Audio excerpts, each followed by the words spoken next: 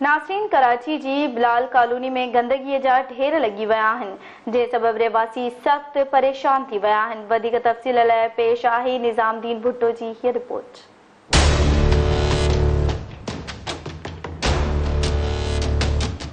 हमारे बच्चे रास्ते में पानी में गिर के औरतें गिरी, मैं खुद गिरी हूँ।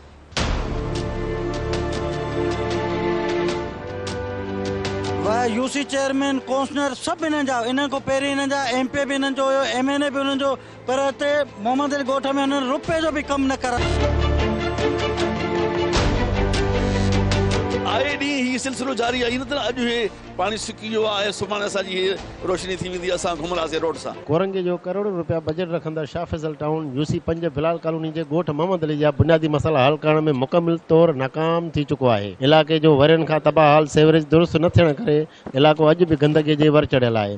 रोडनि रस्तनि ते हर वक़्तु गंदो पाणी ऐं गप हुजण करे जिते शहरी ॾुखियानि खे मुंहुं ॾियनि था त उते संदन कारोबार बि सख़्तु मुतासिर थियो आहे। ही ॾिसो था जेका हालत आहे, ही कुझु नॉर्मल अॼु थी आहे। मुंहिंजे ख्याल में 15 ॾींहंनि खां वठी 20 ॾींहंनि ताणी असांखे थींदो हिते त 20 ॾींहं हिते न ॿार बच्चो न को फैमिली हितां को टपी पिया सघनि, न घुमी पिया सघनि भाउ, न को मस्जिद में को माण्हू नमाज़ पढ़ण पियो वञे। सर हिते कंहिं माण्हू जे घुमण जी जाइ न आहे। आए ॾींहुं ही सिलसिलो जारी आहे, न त अॼु हे पाणी सुकी वियो आहे, सुभाणे असांजी रोशनी थी वेंदी, असां घुमंदासीं रोड सां। ये हालत लगी पई हिते माण्हू को पंहिंजी जान भी नथो बचाए सघे। ॾिसो केॾो धक लॻो आहे। हाणे हिन जो जुर्मानो केरु भरंदो? गाॾी साम्हूं आई पई, बचाए कयमि, लेडीज़ अॻियां जी लेडीज़ खां बचाईंदे वञी ॿी ॻाल्हि आहे एॾो रस्तो ख़राबु हो पानी जे करे।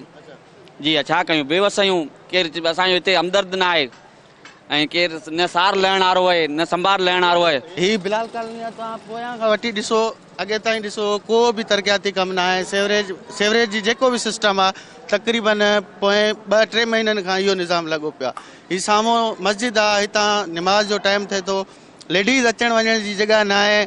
आला उहिदेदारनि खे बि चऊं था त हिते बि आवाम रहे थी, हिते को असां बि वोटर आहियूं, सपोर्टर आहियूं। कारोबार जे असांते बहुत असर पियो आहे। लाज़मी आहे असांजी बचण जी रोज़ी आहे। पाणी हूंदो तकलीफ़ हूंदी, कोई आवाम ॿाहिरि नथो निकिरी सघे। ॿाहिरियों माण्हू वॾी शिद्दत सां परे खां क्रॉस करे हलियो थो वञे। असां पाण तक़रीबन महीनो ॾेढ थिया ईअं ई इन शिद्दत में गुज़ारियूं था। मुर्गी जो असांजो कमकार आहे, कारोबार आहे जेको आहे कोई अचे ई नथो। ग्राहक हिन पाणी जे करे लड़े थो पियो। हेॾो सब्ज़ी पई आहे असांजी, पाण ॾिसो था जेको आहे वेही ईअं सॼो ॾींहुं ईअं हलिया था वञूं सिर्फ़ु हिन पाणी जे करे। हर को अचे थो त वाह हिते गंदगी आहे, ग्राहक खे सफ़ाई पसंदि आहे। मुर्गी असांजी उअं ई पई आहे जेको आहे असांखे हिकु भंगी नथा ॾियनि। टोटल हितां मेनुअल बि ॾिसी सघो था, सभु खुलिया पिया आहिनि। असांजे घरनि में फुट पाणी आहे। सिर्फ़ु उन्हनि जो इहो रहण आहे त असांखे फंड नथा मिलनि। तव्हांखे फंड नथा मिलनि त पोइ छो वेठा आहियो सीटनि ते? छॾियो न उन्हनि सीटनि खे, कमरनि वणनि खे अॻिते अचनि ॾियो। असांजे इलाइक़े में छो कमु नथो थिए? ख़ुदा असांजी गुज़ारिश आहे, महिरबानी कयो वञे, असांजे इलाइक़े ते फोकस कयो वञे, असांखे नज़रअंदाज न कयो वञे। ये हमारा जो मोहम्मद अली ॻोठ है 4 महीने से डूबा पड़ा है, कोई नहीं सुन रहा। हम उनके पास, चेयरमैन के पास भी गए, वो बोलता जी मुझे फंड ही नहीं मिलता तो चेयरमैन तो है ना वो यहाँ का, कोई नहीं काम कर रहा। फिर भी आ जाके हम लोग पीपल्स पार्टी वालों को ही जोर देते हैं, वो ही हमारा काम करते हैं। हमारे बच्चे रास्ते में पानी में गिर के औरतें गिरी, मैं खुद गिरी हूँ। इतना पानी था। ये कल इनकी मेहरबानी पीपल्स पार्टी वाले लोगों की, शर्जील भाई की, जिसने भी किया है उनको अल्लाह ताला इसका अजर देगा।